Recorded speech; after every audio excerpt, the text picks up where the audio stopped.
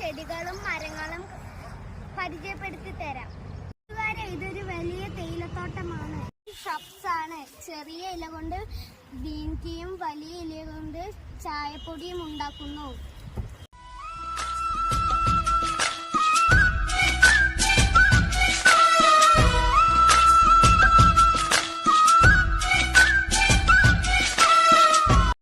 ഞാൻ നിങ്ങൾക്ക് ഇനി കുറച്ച് വാട്ടർ പ്ലാന്റ്സ് പരിചയപ്പെടുത്തി തരാം. ഇതാണ് കമ്പോമ്പ. കൂട്ടുകാര് അധികമായി കാണാത്ത ഒരു ചെടിയാണ്. ഇത് അലങ്കാരത്തിനായി ഉപയോഗിക്കുന്നു. ഇത് വെള്ളത്തിന്റെ അടിയിലൊക്കെ ധാരാളമായി ഉണ്ടാവും കേട്ടോ. ഇതാണ് വാട്ടർ ലില്ലി. ഇതിന്റെ ലീഫ് ഭയങ്കര ഓയിലി ലീഫാണ് കേട്ടോ.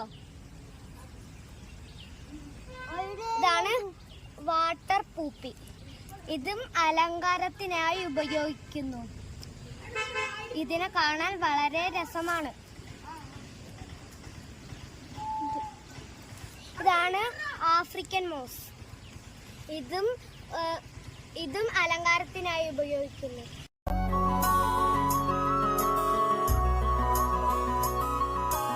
പംകിന്റെ ചെടിയാണ്. ക്രീപ്പർ പ്ലാന്റ് ആണ്. കൂടാതെ ഇത് വെജിറ്റബിളുടെ ഇനത്തിൽപ്പെട്ടതാണ്. ചീരാർ നെല്ലി വളരെ ഔഷധ ഗുണമുള്ള ചെടിയാണ്. മരം. ഇതിനകത്തുള്ള സീഡ് വെച്ചിട്ടാണ് ചോക്ലേറ്റ് ഉണ്ടാക്കുന്നത്. ഇത് കഴിക്കാനും നല്ല ടേസ്റ്റിയാണ്.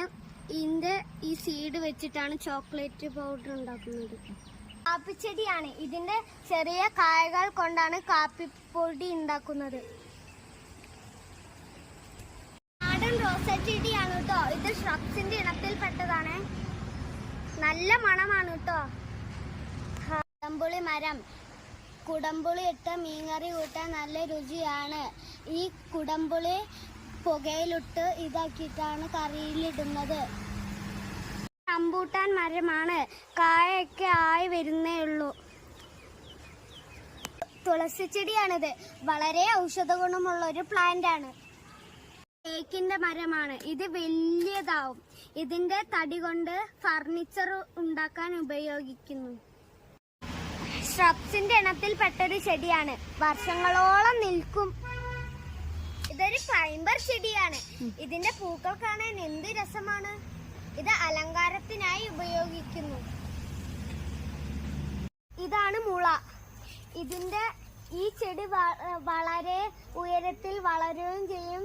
വളരെ വർഷം നിലനിൽക്കുകയും ചെയ്യും. എന്റെ വീട്ടിലെ സപ്പോട്ടയുടെ മരം. ചെറിയ ചെറിയ കായൊക്കെ ആയിട്ടുണ്ട് കേട്ടോ. ഇതാണ് അവക്കാഡോ ട്രീ. നിറയെ കായകളും ഉണ്ടായിട്ടുണ്ട് കേട്ടോ. മനോഹരമായൊരു അത്തിമരമാണിത്. ഇതിന്റെ കായകൾ പഴുത്താൽ ഭയങ്കര രുചിയാണ്.